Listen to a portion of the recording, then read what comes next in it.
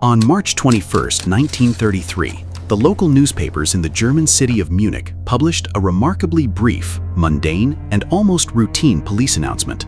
Signed by the newly appointed Munich police chief, Heinrich Himmler, the notice casually informed the public that a concentration camp for political prisoners was to be opened the following Wednesday near the quiet factory town of Dachau.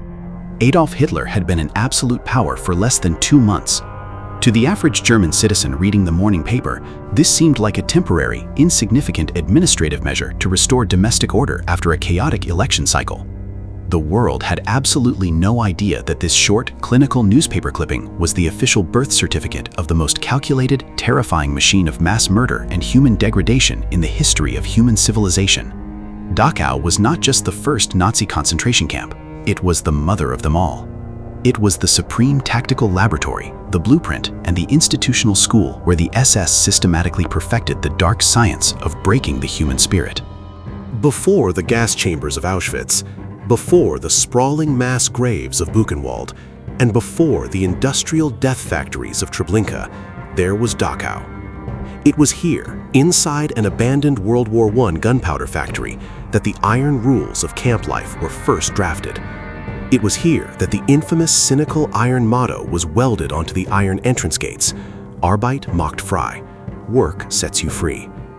For 12 uninterrupted years, from the very first weeks of the regime until the final apocalyptic days of the Third Reich, the chimneys of Dachau would never stop smoking. More than 200,000 human beings from every corner of occupied Europe would be forced through those gates, stripped of their clothes, their names, and their biological dignity. They would be transformed into mere numbers, subjected to brutal medical experiments, worked to absolute bone-crushing death, or executed in cold blood against concrete walls. This is not just a story of barbed wire and concrete. It is a psychological post-mortem of how a highly civilized, modern democratic society can systematically dismantle its own morality, transform ordinary men into sadistic state-sponsored executioners, and construct a multi-million-dollar industry of absolute terror that would forever stain the conscience of the world.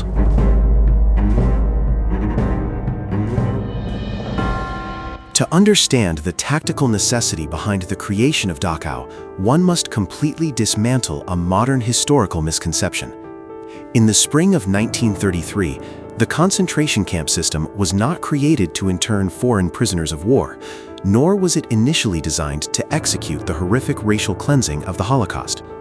Instead, the first barbed wire perimeters were built by Germans, guarded by Germans, and filled exclusively with German citizens. The camps were established as a direct totalitarian weapon to instantly decapitate the domestic political opposition, effectively burning the fragile foundations of the Weimar Republic to ash. The fatal catalyst occurred on the night of February 27, 1933, when the historic Reichstag building in Berlin was consumed by a massive, mysterious fire. Adolf Hitler, who had been appointed chancellor just 4 weeks earlier, immediately seized upon the catastrophe, declaring it a definitive signal of an imminent, bloody communist revolution. The very next day, Hitler induced the aging president Paul von Hindenburg to sign the Reichstag Fire Decree. With a single stroke of a pen, this emergency decree systematically suspended all core civil liberties guaranteed by the German Constitution. Freedom of speech, freedom of the press, the right to public assembly, and the privacy of postal and telephonic communications were instantly abolished. Most critically, the decree granted the state the unchecked legal authority to arrest and detain individuals indefinitely, without charge, without trial, and without access to legal counsel. Armed with this absolute judicial mandate, the Nazi police state launched a relentless, coordinated dragnet across the nation. In a matter of weeks, tens of thousands of anti-fascist dissidents were violently dragged from their beds. The traditional state prisons and local police dungeons were instantly overwhelmed, completely choking the conventional penal system. The regime faced a critical logistical crisis. Where could they store thousands of political prisoners who had committed no actual crimes under traditional law, but whose continued biological freedom posed a threat to the totalitarian consolidation of power? The tactical answer was formulated by Heinrich Himmler, the ambitious leader of the SS, who had recently assumed control of the Bavarian police. On March 22, 1933, a convoy of heavy police trucks rumbled down the narrow streets toward an abandoned, overgrown World War I munitions factory on the outskirts of Dachau. The site was ideal. It was isolated from major population centers, yet close enough to Munich for easy administrative logistics, and it was already secured by a high concrete wall. The first transport consisted of approximately 150 prisoners. They were not outcasts of society, they were the intellectual and political frontline of German democracy. Among them were democratically elected Reichstag deputies, communist labor organizers, socialist journalists, and independent lawyers who had dared to investigate Nazi corruption. As they were marched through the iron gates under the cold gaze of state police guards, they believed they were being held for temporary political internment until the social tension settled. They were completely blind to the fact that they had just become the raw material for a permanent, evolving institution of state-sponsored terror that would soon swallow the entire continent.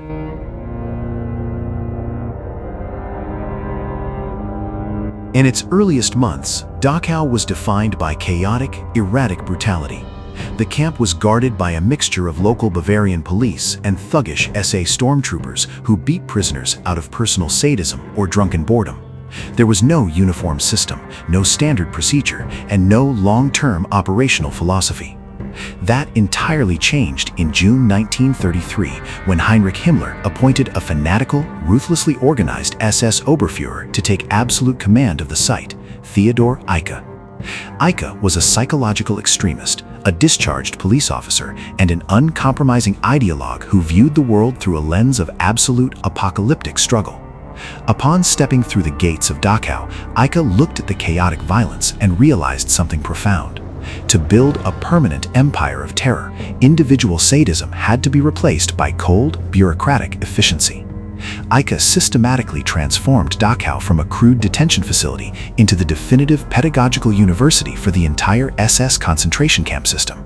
He established what historians now refer to as the Dachau School. The operational foundation of this school was Eicke's infamous Disziplinar- und Strafordnung, the Disciplinary and Penal Code, drafted in October 1933. This clinical, bureaucratic document effectively legalized murder and institutionalized torture. It removed all remaining intervention from traditional German courts and civilian lawyers. Under Eicke's code, the camp became a sovereign lawless zone where the word of the SS was absolute. The code prescribed precise, escalating physical punishments for even the most trivial infractions. For speaking out of turn, for failing to salute an SS guard with perfect military posture, or for leaving a single wrinkle on a straw mattress bed, prisoners were subjected to public floggings on a wooden rack, isolation in dark standing cells for weeks, or immediate execution by hanging. Eicke introduced a psychological concept he termed unyielding severity. He explicitly drilled into the minds of his young SS recruits that pity was an act of treason against the Führer. In his mandatory lectures, Eicke taught his guards, the man behind the barbed wire is a non-person. He is an existential enemy of the state who wants to destroy your families. Therefore, there is no room for human warmth or empathy here. Anyone who shows a single moment of sympathy for an inmate is weak and has no right to wear the black uniform of the SS. Under this terrifying educational curriculum, Dachau became a production line for professional killers. Young, impressionable guards were systematically desensitized to human suffering, taught to view the inmates as biological vermin, and trained to administer violence with a chilling, emotional detachment. The graduates of the Dachau School would go on to populate, manage, and expand every major death factory that would soon scar the map of Europe. It was here, under Eicke's direct mentorship, that a young SS officer named Rudolf Haus learned his trade before becoming the notorious Commandant of Auschwitz. It was here that Josef Kramer, the future monster of Bergen-Belsen, and Richard Baer, the final Commandant of Auschwitz, were systematically molded. Dachau was the dark cradle of the SS Totenkopfverbände, the Death's Head units. Long before the gas chambers were engineered, Theodor Eicke had successfully created the most critical component of the machinery of mass murder, a perfectly loyal, completely unfeeling cadre of institutionalized executioners.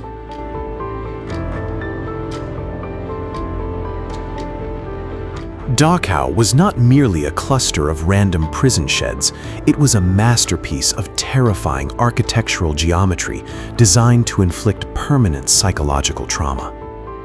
The entire layout of the camp was engineered to make the prisoner feel completely exposed, utterly insignificant, and constantly under the shadow of death. At the physical center of the complex lay the massive, open Appellplatz, the roll call square. Surrounding it were 34 wooden barracks built in two perfectly parallel, symmetrical lines stretching out like a clinical grid. The camp was enclosed by an unyielding perimeter of concrete walls, deep water ditches, electrified barbed wire fences carrying lethal currents of high-voltage electricity, and 7 imposing machine gun towers. The message written into the very dirt and concrete of Dachau was clear. Escape was a mathematical impossibility, and your life belonged entirely to the architecture of the state. Daily life inside this grid was a systematic exercise in the complete dissolution of the human ego. The process began the moment a new inmate crossed the threshold. They were stripped entirely naked, forced to abandon every remaining physical link to their civilian lives: family photographs, wedding rings, personal clothing, and letters. Their heads were brutally shaved, and they were thrown into identical, coarse, striped uniforms. From that second onward, their names were officially erased. A human being was replaced by a sterile metal or fabric identification number sewn onto their chest. To make the administration of this human cattle efficient, the SS introduced a strict color-coded classification system using inverted fabric triangles. Political prisoners wore a red triangle, common criminals wore green, emigrants wore blue, homosexuals wore pink, Jehovah's Witnesses wore purple, and anyone classified as asocial wore black. For Jewish prisoners, a yellow triangle was sewn underneath their category mark, forming a distinct, visible Star of David. This visual branding was a calculated psychological weapon. It allowed the guards to instantly identify an inmate's social status, while deliberately encouraging rivalries, tribalism, and deep mistrust among the different prisoner factions inside the barracks. The ultimate tool of breaking the human spirit, however, was the exhausting, weaponized routine of the camp. The day began at 4 a.m. to the shrill screaming of brass whistles. Prisoners had to clean and arrange their wooden bunks and straw mattresses with absolute mathematical perfection. A single loose straw or an uneven blanket fold could result in a brutal public beating or execution. Then came the agonizing ordeal of the Appell, the morning roll call. For hours on end, regardless of whether it was a blistering summer heat wave or a freezing Bavarian winter blizzard, thousands of emaciated men were forced to stand completely motionless, shoulder to shoulder on the stone gravel of the square. The sick, the dying, and the corpses of those who had expired in the bunks overnight had to be carried out to the plaza and laid out on the ground to be counted by the clinical SS officers. Following the roll call, the inmates were marched out to perform hours of back-breaking, intentionally meaningless heavy labor, such as digging deep ditches only to fill them back up with dirt, or carrying massive concrete blocks from one side of the camp to the other. This was not work for economic production. It was a tactical tool of biological attrition, designed to exhaust the body, starve the brain, and systematically erode the human will to resist.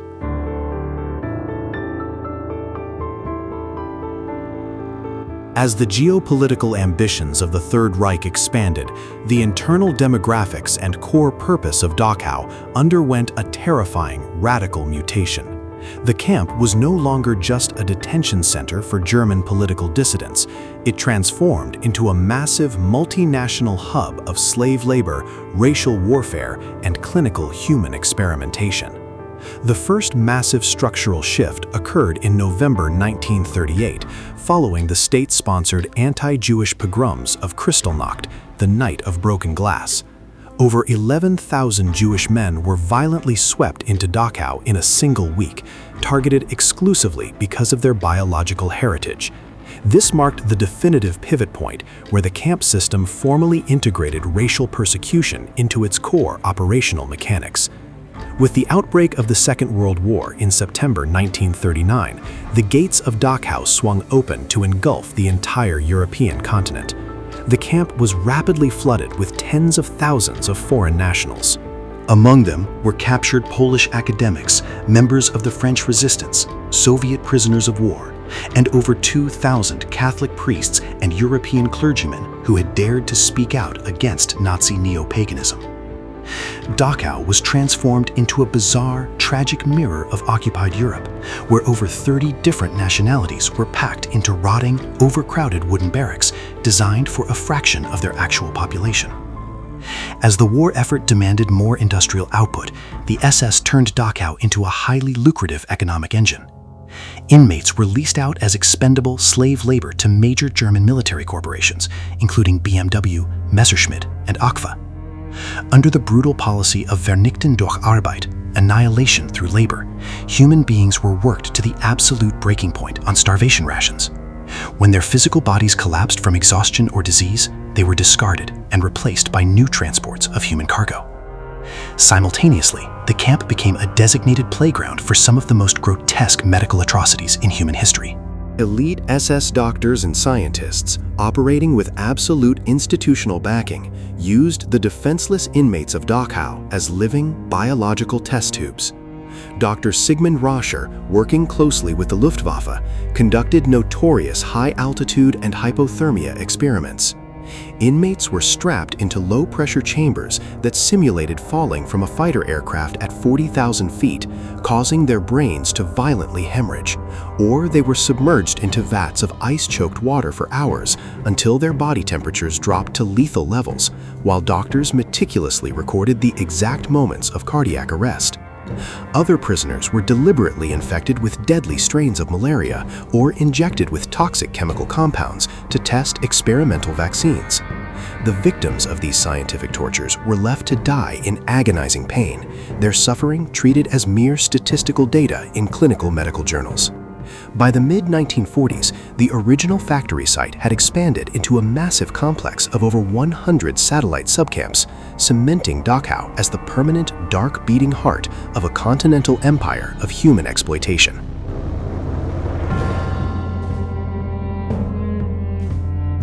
By late April 1945, the thousands of concentration camps scattered across Europe were collapsing into a chaotic, apocalyptic nightmare. As Soviet armies advanced from the east and American forces broke through from the west, the SS desperately attempted to erase the physical evidence of their crimes. Tens of thousands of emaciated inmates from outlying camps were forced onto brutal, sub-zero death marches toward the southern interior. Dachau became the final, disastrous dumping ground for these dying human columns. The barracks, originally built to hold 6,000 men, were now suffocating under the weight of over 30,000 dying souls. Typhus raged unchecked, starvation was absolute, and the camp's brick crematoriums ran out of coal, forcing the SS to simply stack hundreds of naked, skeletal corpses in massive mounds against the concrete walls of the courtyard. On the freezing morning of April 29, 1945, the historic machinery of terror came to a definitive, sudden halt. Advanced infantry regiments of the 45th and 42nd Infantry Divisions of the United States Army approached the outskirts of Dachau. The battle-hardened American soldiers who had fought their way through the bloody mud of Italy and the shattered forests of Germany believed they were entering a standard military objective. Nothing could have possibly prepared them for the psychological shock awaiting them. The horror began outside the camp walls, along the railway spur line.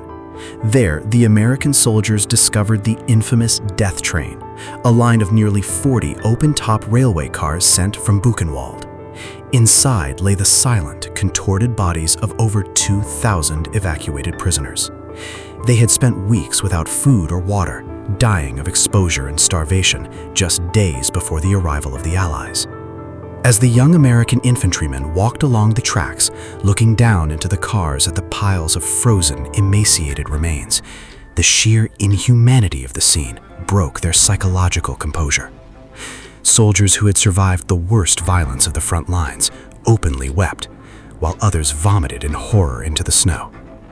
When the troops officially breached the mean gates, the trauma turned into immediate, uncontrollable fury. They were greeted by thousands of living skeletons, men with hollow cheeks, sunken eyes, and skin stretched impossibly tight over bone, who crawled and stumbled forward to kiss the muddy boots of their liberators. But right alongside the celebration of life lay the physical reality of the Nazi regime. Rooms packed to the ceilings with discarded clothing, warehouses filled with human hair, and massive pits overflowing with thousands of unburied dead. The overwhelming stench of decay and the sight of this industrial slaughter triggered a violent emotional snap within the liberating units. What followed is one of the most controversial, heavily debated incidents of the war, the Dachau liberation reprisals. Confronted by the absolute, undeniable evil of the camp, several American soldiers, operating in a state of profound emotional shock and fury, refused to treat the captured camp personnel as regular prisoners of war. Alongside liberated inmates who had seized discarded weapons, the troops rounded up the remaining SS guards and tower sentries against a concrete wall. In a matter of minutes, dozens of SS personnel were summarily executed in a burst of spontaneous, righteous gunfire. The official military rules of engagement had completely dissolved. In the face of absolute hell, the line between disciplined soldiers and vengeful executioners had vanished in the dust of Dachau.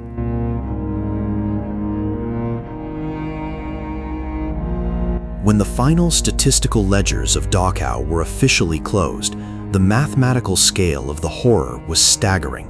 Over its 12 years of continuous, uninterrupted operation, more than 200,000 human beings had been registered through its iron gates. According to surviving incomplete Nazi administrative records, at least 32,000 individuals were meticulously documented as dead, succumbing to deliberate starvation, untreated typhus epidemics, brutal physical torture, and execution. But the true, unrecorded death toll is undeniably far higher. Thousands of unregistered Soviet prisoners of war were marched straight to the camp's execution pits and shot in the back of the neck, their names never entering the camp's bureaucratic system. Dachau was the birthplace of a system that eventually claimed millions of lives across the European continent. It stands as a dark monument to the absolute limits of human cruelty when backed by the total power of a totalitarian state. Today, the quiet grounds of the Dachau Memorial Site serve as a chilling, silent warning to modern human civilization. The preservation of the concrete foundations of the barracks, the iron tracks of the death train, and the brick chimneys of the crematoriums exist to remind us of a fragile, terrifying truth. Civilization is not a permanent, guaranteed state of existence. Dachau proved to the world that it does not take centuries for a highly educated, culturally advanced, and technologically modern democratic society to completely lose its moral compass. All it takes is the systematic suppression of civil liberties, the unchecked rise of radical state propaganda, and the silent compliance of ordinary citizens who choose to look away as their neighbors are dragged into the dark. The haunting words engraved onto the central international monument in the camp clearing speak not just to the past, but directly to our future, in 5 distinct languages, uttering a single desperate command: never again. The history of Dachau is a vital, non-negotiable lesson that we must never allow the world to forget. Every single week on this channel, we investigate the deepest, most critical events, hidden strategic maneuvers, and untold human stories of World War II to preserve the truth of our collective past. To ensure you never miss our upcoming deep dives into the rise of the SS Empire, the defense of Great Britain, and the dark machinery of the Eastern Front, please click that subscribe button right now and turn on the notification bell. Your active engagement is the lifeblood of this channel, allowing us to continue producing these high-quality historical narratives. If you found this investigation meaningful, please leave a like on the video. And most importantly, please share your perspective in the comment section below. How can modern societies best protect themselves from sliding back into the mechanisms of totalitarian terror? We read and carefully consider every single comment. Thank you for watching. Honor the past, stay safe, and we will see you in the next video.